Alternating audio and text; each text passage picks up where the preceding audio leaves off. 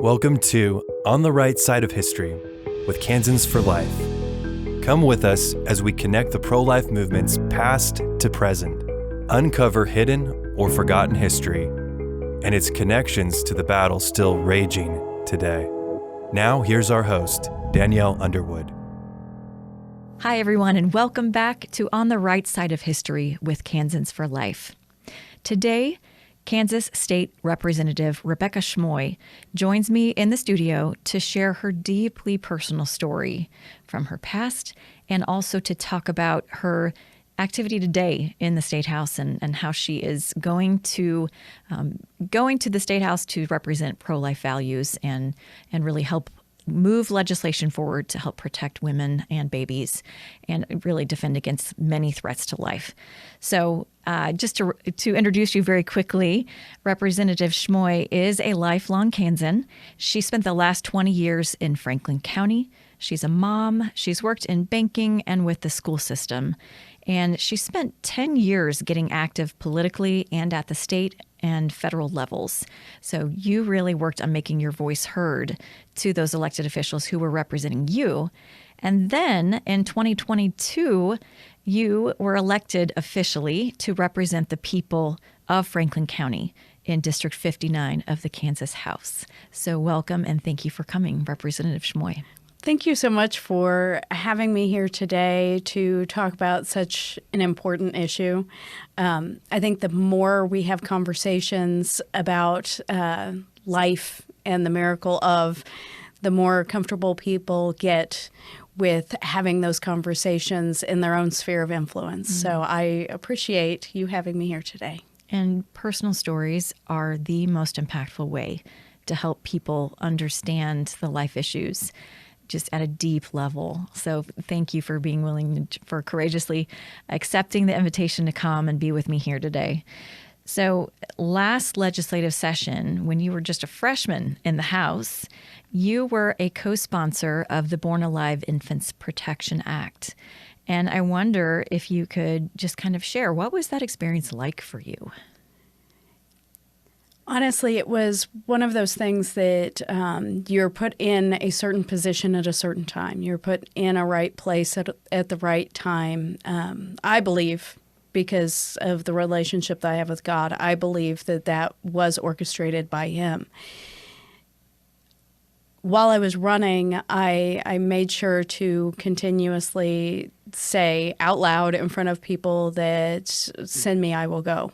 Mm-hmm. And so I really do feel like I was there in order to be able to not only co-sponsor but speak at the well about the Born Alive Protection Act. It was difficult to sit in the room and hear people talk about life not as the miracle it is and be so cavalier about ending life. It was very difficult for me to hear that the lives of these children were being reduced to statistics. They're human lives, and they were here on purpose. I have actually met a few people over my course of being involved politically who are a result of a botched abortion. And these people are amazing.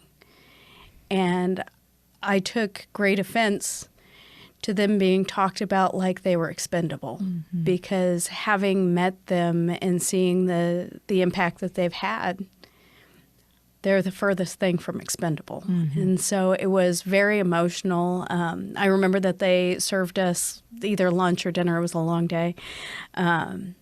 During that conversation, and everybody around me was eating, and I don't hold it against them that they could eat, but I could not. Like, I was so emotionally overwhelmed and saddened that life had been disregarded. Mm-hmm. Yeah, it is amazing the callousness which some of those legislators did treat Born Alive survivors. And the other thing that really shocked me, and we've actually had a Born Alive survivor on the podcast just early on in our podcast, and another legislator, Representative Ron Bryce, who joined us, who is also a doctor, and he was able to tell some of that backstory too, just about that amazing testimony he gave that helped to pass that. But the other thing that's amazing to me is, just seeing how the media and even Governor Laura Kelly, who they continue to just say that these people don't exist, that literally that it doesn't happen, that people are born alive after an attempted abortion. And you're so right. It's just, they're living, breathing people. I know that the Abortion Survivors Network has connected so many survivors already. Yeah, so I bet that was a very interesting day, a very heartrending day. Yes. But so thank you for carrying that forward and for going to the well. Maybe you could explain what the well is for our listeners who are haven't been, Right. paying attention to that piece. Okay, so in the House chamber, we all have our own assigned seats, and that in and of itself is a remarkable thing when you really appreciate the job, because when you sit in your spot on the House floor and you see your name plaque in front of you, you really do realize the history there and the people who have come before and the legacy and the people who will come after you. And so it's a really deep honor to be able to be in that space in that moment anyway. And then if you carry a bill or if you speak on a bill, then you have to walk all the way. You have to wait to be called on. And then you have to walk all the way down up front, right in front of where the speaker sits. And you have to stand at the podium, and that podium we call the well. And that's where all of the speeches and rebuttals happen when we are on the House floor in debate. And I really wanted to point out that when you were talking about how everybody was saying that these things don't happen, if these people didn't exist and these things didn't happen, then what was the harm of us passing this legislation? Who would it affect? Mm-hmm. So they knew full well that these people exist, and they still discounted them. Yes. Otherwise, why would they fight it? Exactly. Yeah. You're right on with that. Absolutely. So how important was it?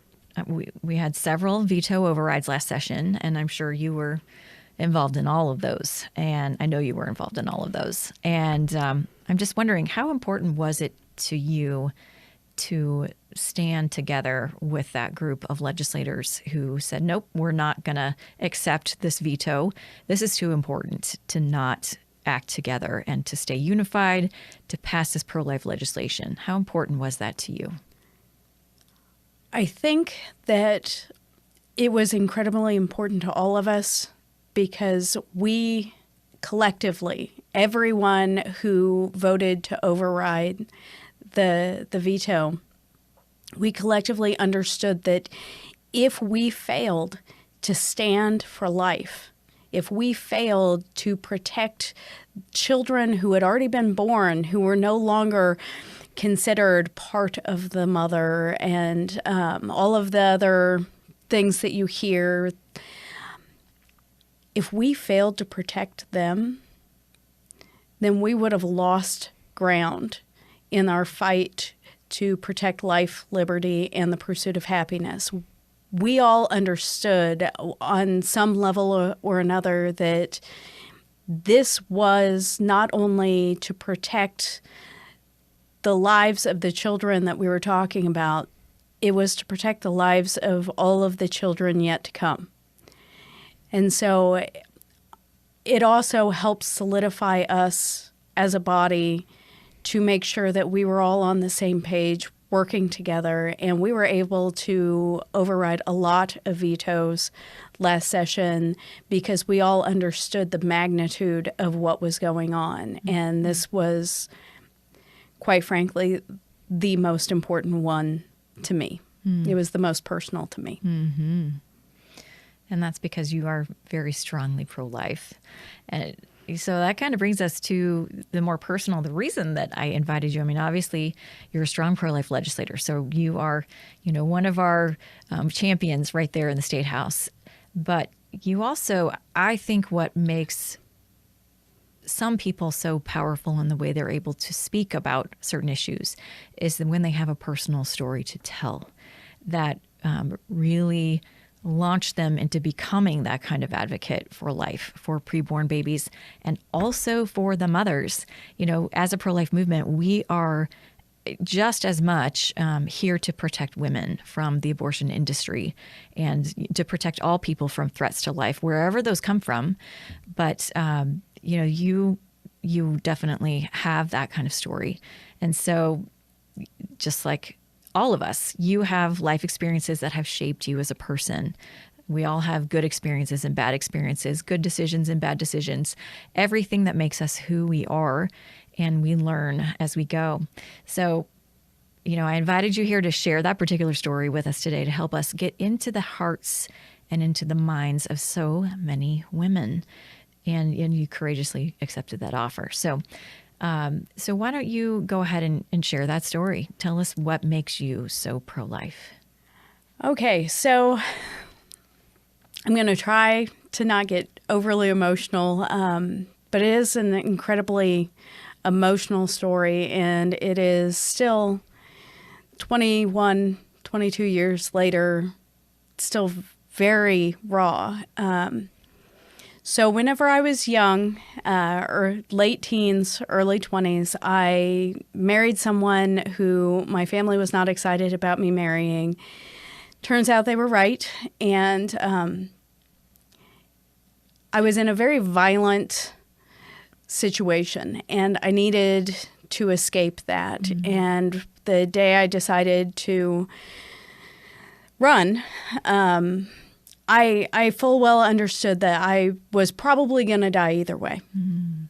I was going to either stay where I was and end up being killed, or I was going to run and he was going to find me and I was going to be killed. But so you were in a physically abusive relationship. I was in a everything abusive relationship. And how old were you when that relationship began?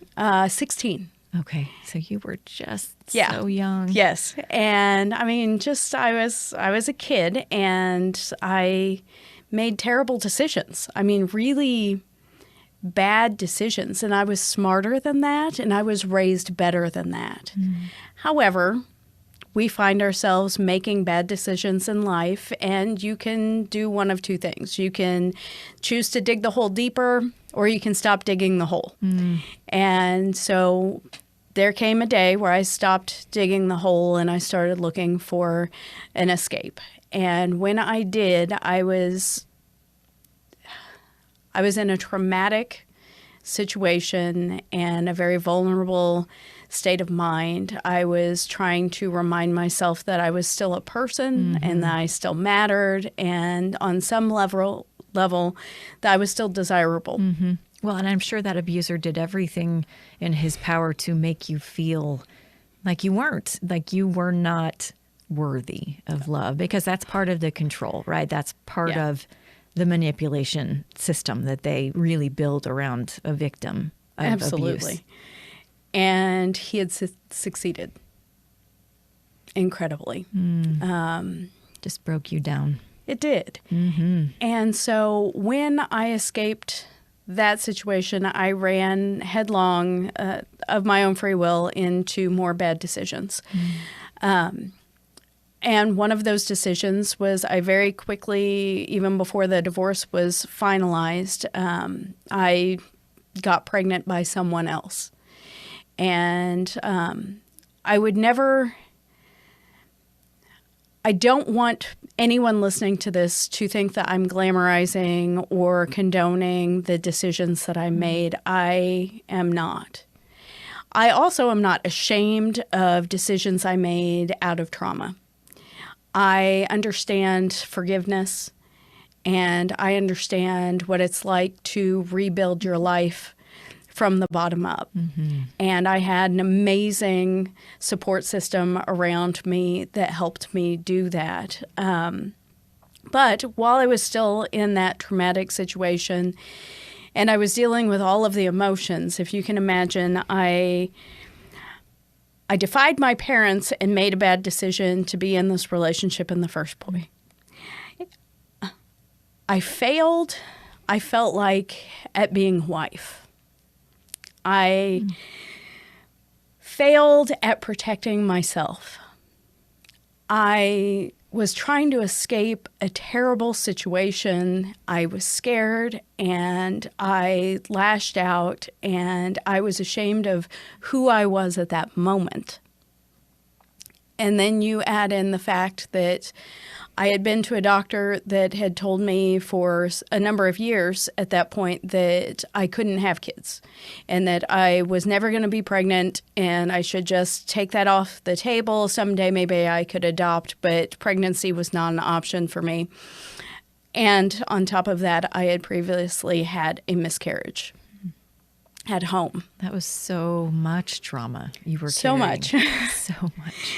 And so It's almost a miracle you were, able to just pivot and go in a totally different direction. I mean, the amount of strength that took, I'm already in awe. Well, that's 100% all God. That is God at work in real time in life. And so this doctor, they had told me that I couldn't have kids. And I had seen firsthand in a miscarriage at home that the trauma of trying to carry a child. I went to that doctor and... Can I stop you for a second? Yes. The trauma of trying to carry a child, the trauma of the miscarriage? Yes. Okay. Yes. Very traumatic. Yeah. I actually didn't know I was pregnant, and the miscarriage happened at home, and that's how I found out. Oh, wow. It was heartbreaking. It was terrifying, and I wasn't allowed to go to the doctor. Because of that relationship, the abusive relationship. Yes, because the person that I was with was more worried about getting into trouble because we weren't married yet. And so I got to deal with that on my own. And so on top of all of that, I had been in a very stressful situation, and I was not feeling well, and I went to the doctor, and that same doctor told me that I was pregnant and then explained to me that I was going to need to terminate this pregnancy so that what had happened last time didn't happen again, and then explained to me that the longer I took before making the appointment, the worse it was going to be. And he spent over an hour demanding that I make an appointment to terminate this pregnancy, to the point where he was pounding his hand on the appointment book, telling me I needed to pick a day. And was he giving you the full story, or just was he giving you his interpretation of... I'm just wondering, were you getting full information? What were you getting from him? Or was it more, was it just forceful from this particular medical professional? He was telling me that I was putting my parents in the position to have to bury me, that I was selfish, and that I was going to make my parents watch as I bled to death internally and died in front of them. Gosh. Because I was selfishly considering trying to carry this child. And so he would not allow me to hear heartbeat. I asked repeatedly if we could check for a heartbeat. And he did not suggest any kind of prenatal vitamins. He didn't want to talk to me about any of that. It was abortion, period. End of story. It was abortion, abortion, abortion. Yes. You will do this.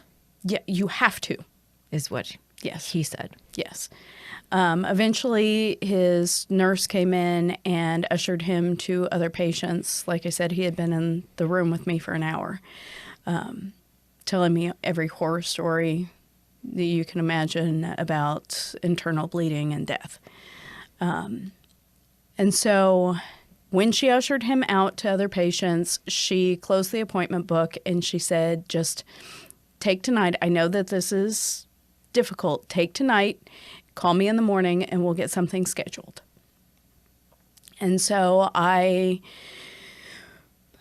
she left the room. I put my clothes back on, left the gown on the exam table there, and walked out past the receptionist's desk, and she reminded me to call her in the morning.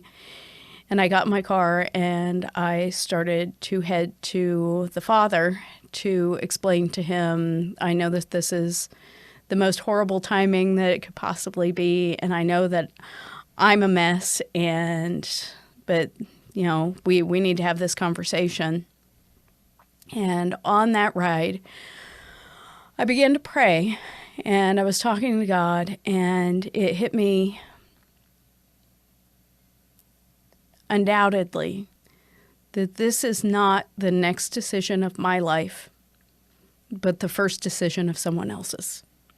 And I had no right for that first decision to be not giving this person, this human being, a chance. And I made the decision then and there that regardless of what was going to happen, whether the baby died, whether I died in the process, I could not, in good conscience and good faith, make that first decision of somebody else's life and have that decision be that their life didn't matter. And so, long story short. Can I just stop for a second? Yeah. I just want to say, I think that is the most courageous thing I've heard in my entire life. That is the most courageous decision I've ever heard. Please continue. Okay, I appreciate that. That's why this is so important. That's why I don't mind, that I am not ashamed of the bad decisions that I have made in my life. Because of that moment right there, I need people to understand that I had every single reason we hear. I had every reason that people tout. I had the emotional trauma.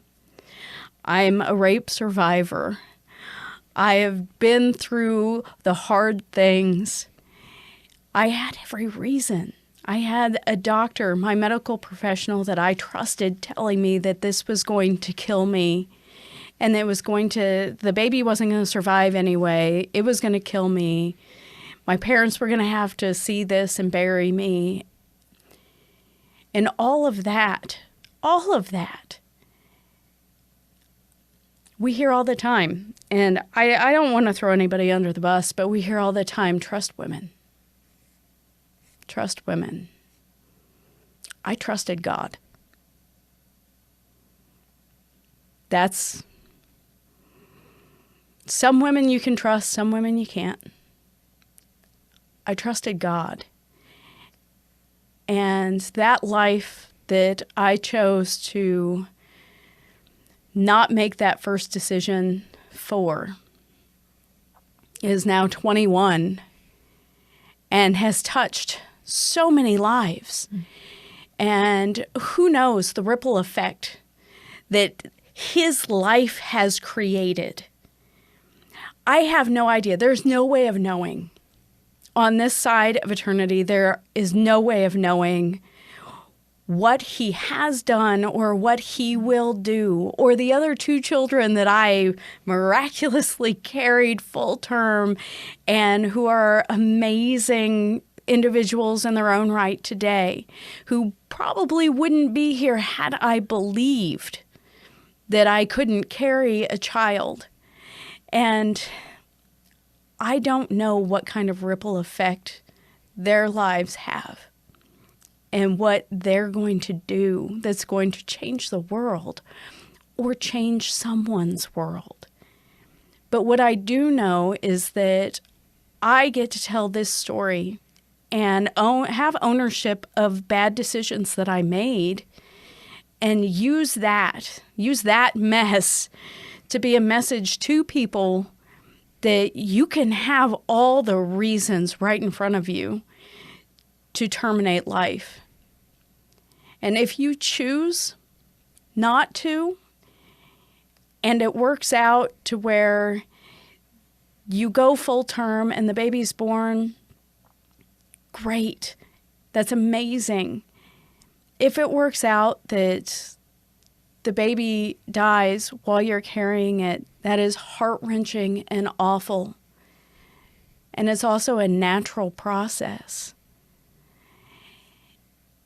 If you choose to listen to all the voices around that do not understand the absolute blessing that life is, and you make the ultimate decision for someone else, it doesn't make it to where your life is invaluable.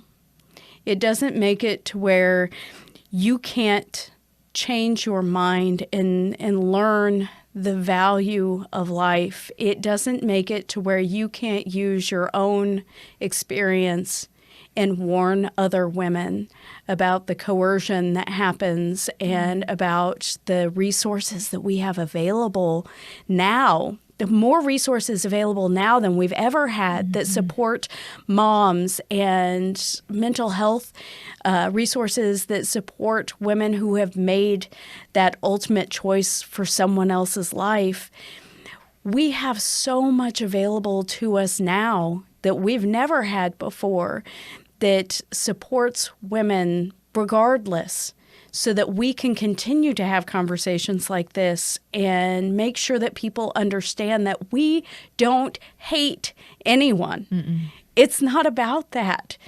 It's about the fact that we need to make sure that women have all these options. We need to make sure that they have all of the information and let them make the decision, and then stand alongside them and give them the resources and the help that they need so that they can choose life, because life matters. Mm-hmm. It's so much more than just you or I. It is all of the people that we impact along the way, and then all of the people that come from that life that will impact other people for generations to come. Yeah. And so it's... What has your son and your other children, what have they brought into your life that you would have never had if you had listened to that doctor?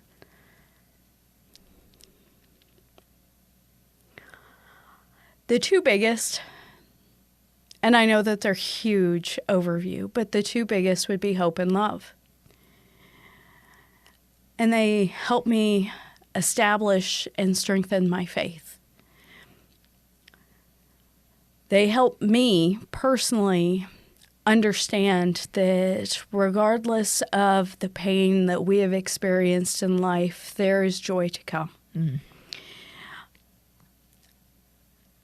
On a more, I guess, lesser level, but it's not. They have brought so many moments of clarity and laughter and emotion of every kind. I mean, we're talking, my oldest of my own children that I gave birth to is 21, and I have a 17 and a 16-year-old. So everybody who's ever had or experienced teenagers knows that you've got a roller coaster of emotion, and I wouldn't trade a single second of any of it, because that is what life's about. And that's them developing and growing into who they are and who God needs them to be. And so what they've brought me, I guess more than anything else in the world, is they've brought me closer in my relationship with God. Mm-hmm. Because when all of them were born and I looked at them the very first time, and the miracle that they are, and who they were designed to be, the knit together in my womb, exactly who God needed them to be. I had another conversation with God, and I said, as much as I love this person, I know you love them more. Thank you for allowing me to be a steward. Help me be the best steward of their life that I can be. And I give them to you. They belong to you. I am just doing your work while they're in my care. Mm-hmm. And so that, by far, is the most that they have given me, is a deeper relationship with our Creator. Mm-hmm. And I already know the answer to this, but I would like to hear you talk about it. I'm just guessing, when so many of us, when we look at someone who's in an elected position, we think, gosh, that person has risen to these heights, right? This is a successful person, and and who knows still what is ahead in your life. We're seeing where you are today, but in terms of what gives you meaning as a person, is it that role, that you being an elected official, an elected representative? Is it what gives you your deepest meaning as a person? There are two titles that shape absolutely everything about who I am. One of those is mom, and the other one is daughter of God. All the rest of the titles that I've ever had, they pale in comparison. They are absolute dust. And I don't mean that as a disrespectful idea to the title of representative, because I hold that with a deep honor. And I am so grateful that the people in my district know exactly who I am, and they've elected me. They hired me to be their voice. That's the job I do in Topeka. Because we can't all fit in the room, they sent me to be their voice and their vote, and I take that with a huge amount of responsibility. But comparatively to mom and daughter of God, that title will come and go. Those titles are forever. Mm-hmm. Yeah, it really goes to the deepest part of what gives you meaning and value as a person, as a woman. Yes. The deepest fulfillment of a woman is really nurturing life. Yes. It's and our culture has in large part forgotten that today. In fact, young women are told, well, if you accept this baby into your life, it's gonna interrupt your dreams. You won't be able to get whatever it is that you want. You might not be able to be on the same path for getting a college degree or getting a job that you want to get. I mean, have these children interrupted? Have they in some way kept you from achieving your dreams? They absolutely destroyed every plan I ever had, and thank God for it. Because this plan, this path that I'm on, the path that I chose the moment I chose life for my oldest son, it is a far better path. It is a far better plan than anything I could have come up with. So much better. So much better. Yeah. And I think, finally, I hope and I pray that women are starting to hear, young women who have been told that, a child is just going to interrupt your dreams, that they're seeing these amazing models of women going before them who are saying, no, I can be what I want to be at my very core, and be a mother, and also achieve my dreams or achieve new dreams that I wouldn't have discovered without those children. Exactly. I think it's incredibly telling when someone says that you can only have this or that. And I'd say every woman I know is strong enough and smart enough and capable of doing both, having the career and the children, and having the dream and the children. Or if you want to be a stay-at-home mom, I was blessed to be able to do that for a while, and you are able to do all of it. You can do anything. And all of the women I know should be incredibly offended when other people tell us that we have to choose one or the other. You can either be a mother or have your dream. How dare you? Mm-hmm. Of course we can do both. We're women. That's how we were designed. Mm-hmm. Designed to be very strong. Yes. Yeah, and the abortion industry tries to promote this idea that really what they're trying to do is pit women against their children, which is so sad and twisted when we think about that. That really, I mean, that should be the ultimate partnership, is between a woman and her children. We know that when the abortion industry seeks to prey on women, regardless of age or situation, when the abortion industry pays doctors to effectively coerce, like what happened to me, we know that they have a motive and a goal for that. And a lot of it, on the surface, a lot of it comes down to money. We know that it's a for-profit business, abortion, the killing of children. And they need to pit women against this idea of motherhood. And it goes against every part of who we are. Now, there are plenty of women out there that cannot have children, that will never have children. And whether they desperately want to or whether they've decided that their life is what it is and that for whatever reason that they never really wanted children in their life, all of these women are still capable, and we see them all coming alongside someone at some point in life and mothering. We see it all the time. And to have this idea from this industry that is for profit, that for some reason that there are some women out there that just don't have it in them to be nurturers, is just outright disgusting. And they should be called out for treating women in a derogatory way. Mm-hmm.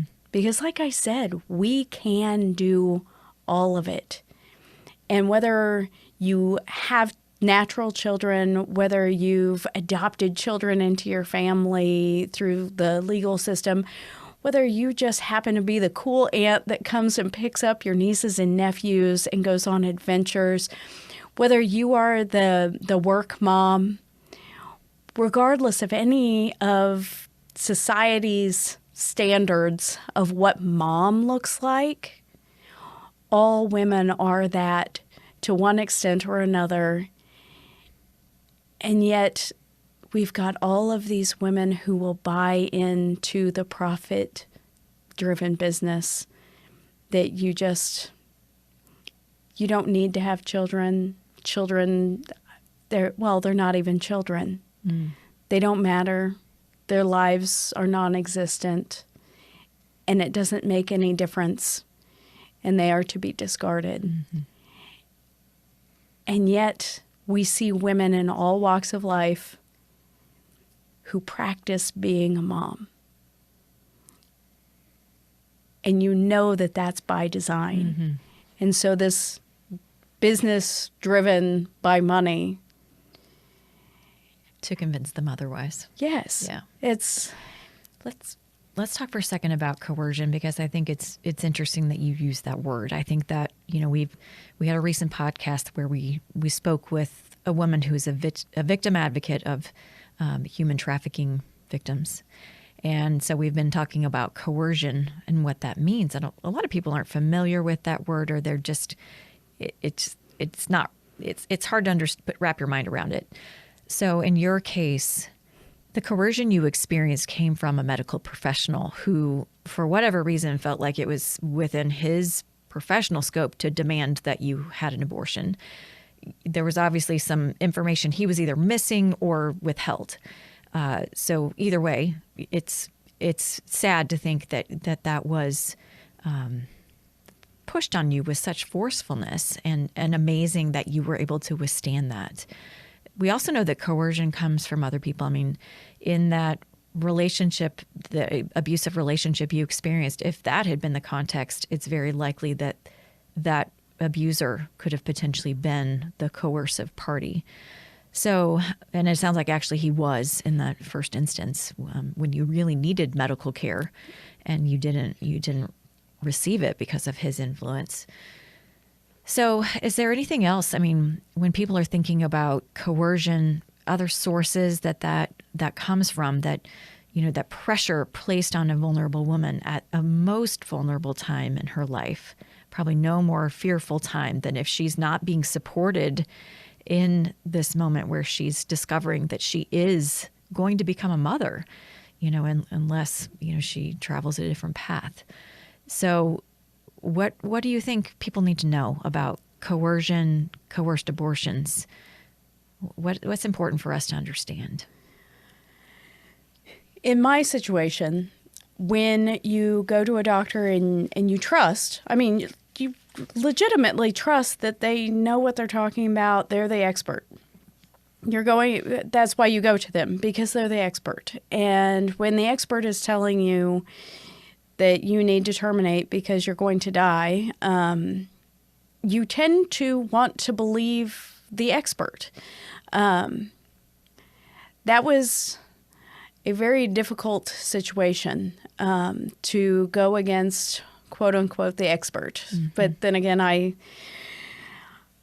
had made my decision and I got a second opinion. And in that appointment, the very first thing the doctor did was have me listen to the heartbeat. And I cried and he cried. Experience.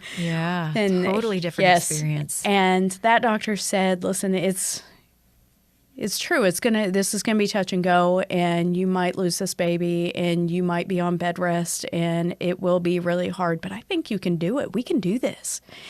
And it was the exact opposite of the coercion into abortion that I had faced in the other doctor's office, alone. Wow. In the other doctor's office.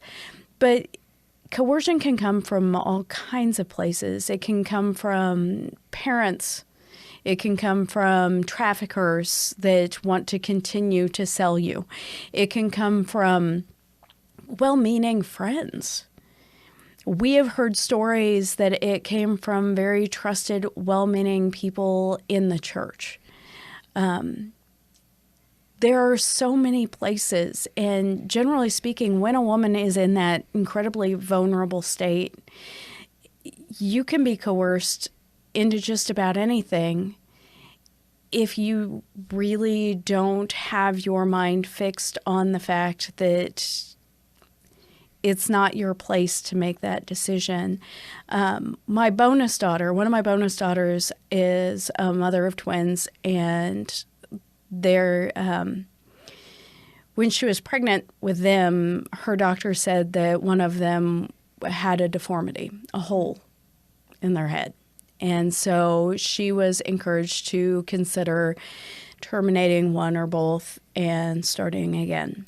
And she made the very brave decision to ride it out and trust God. And those little girls are 3 years old and perfectly healthy and amazing. And separately, they're perfect little angels, and together they're a tiny little tornado, and they are just the most amazing, fun granddaughters ever. And so she was coerced by her medical professional to consider termination of life. This is not rare. It happens all the time, and there's a lot of money in it.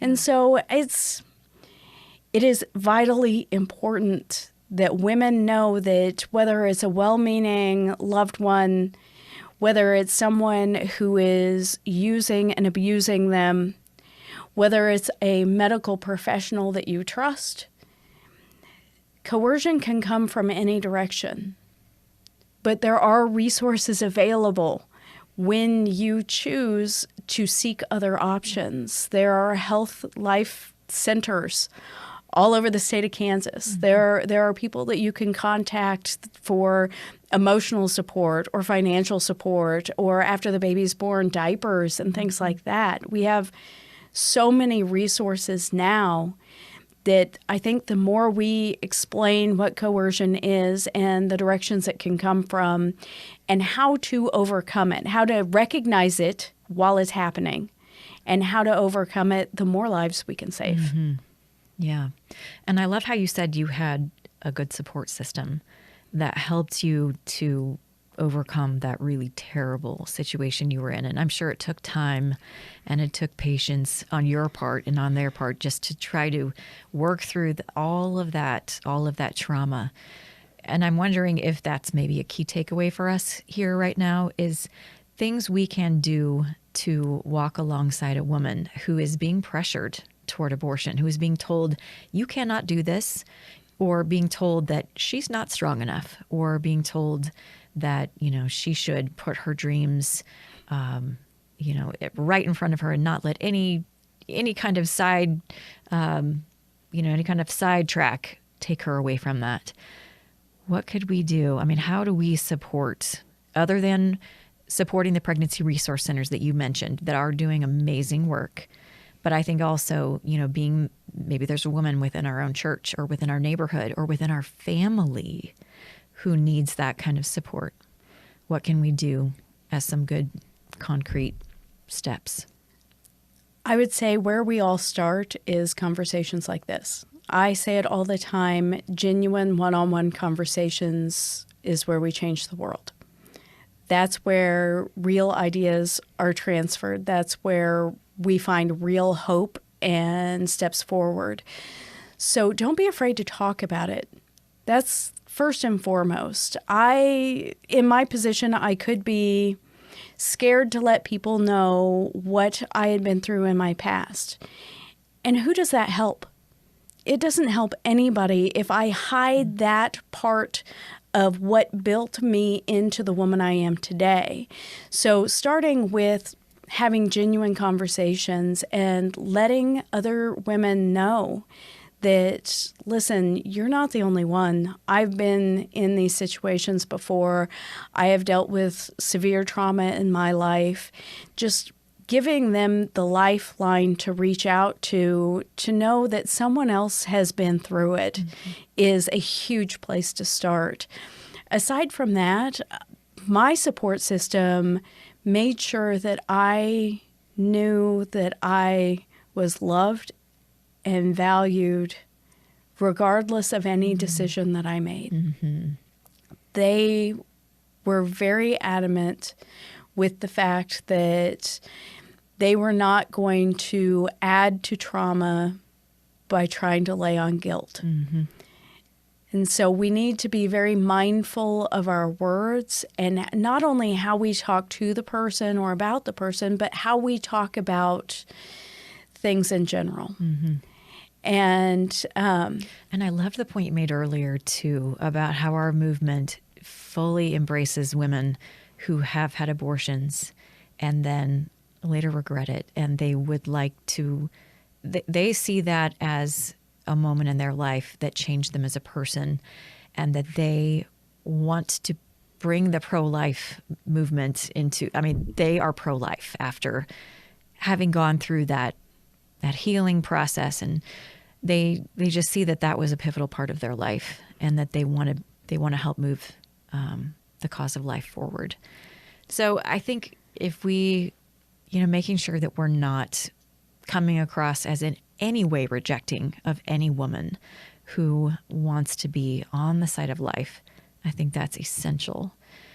Because, whether you're a woman who considered abortion or was told to consider abortion and ultimately chose life for your baby, or you were the person who fell prey to that coercion and later saw that was a devastating moment in your life, whatever side you're on, every woman is wanted in this movement. Every person, every man who's had a similar situation, whether either side that they were on.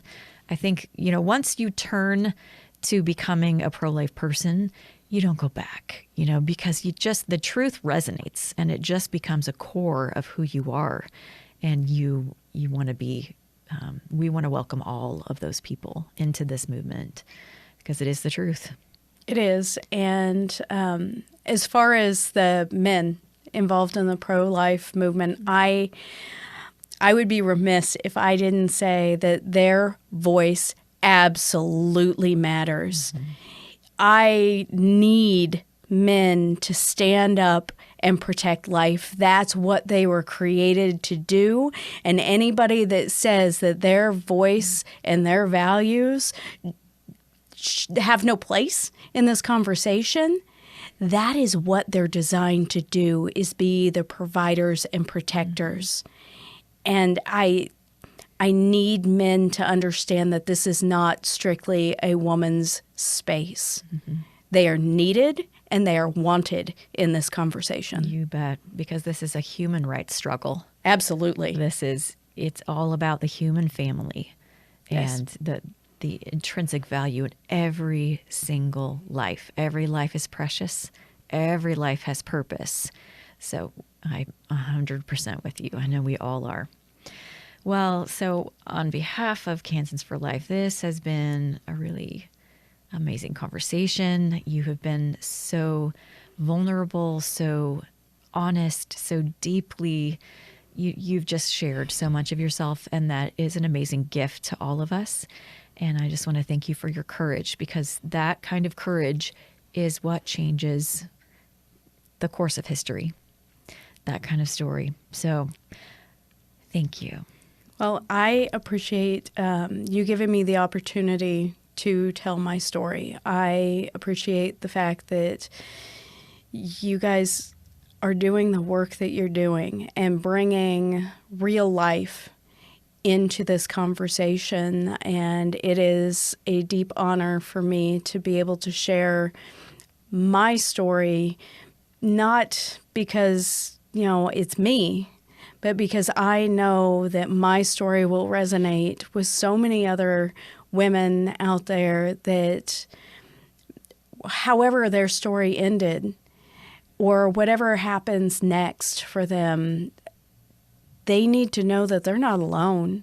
And they need to know that it doesn't matter where you start and what decisions you have made. God has a plan for your life, and it's a plan for good. And whether that is me saying that to the woman considering abortion, whether that is me saying that to the woman that's had an abortion, whether that's me saying that to children who have not even had hopefully any thought whatsoever of any of this aside from playing with dolls and someday thinking maybe I want to be a mom, or whether I'm saying that to the child like my oldest who was born and whose life matters. God has a plan for you. And part of his plan for me is being able to tell this story and make sure that other people understand that no matter where you start, you can't see it yet. But where he's going to have you end up, like we said earlier, best plan ever. We're going to end right there because that's the most perfect ending ever. So, as I'm tearing up here at the microphone, I just want to also thank our listeners for joining us today. And just going to ask you to share this podcast with someone you know who needs to hear it. This really powerful message. That's the reason we're doing what we do is right here. So do share this.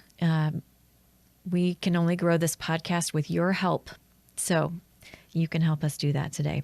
And if you want to stay up to date on this and all pro-life topics, visit kfl.org and sign up to receive our updates. That's kfl.org. You can also follow us on Facebook, Twitter, now called X, Instagram, and TikTok at Kansans for Life. And as we say goodbye, never forget, the pro-life movement is on the right side of history. Truth always wins in the end. And we hope you'll join us next time. Thank you.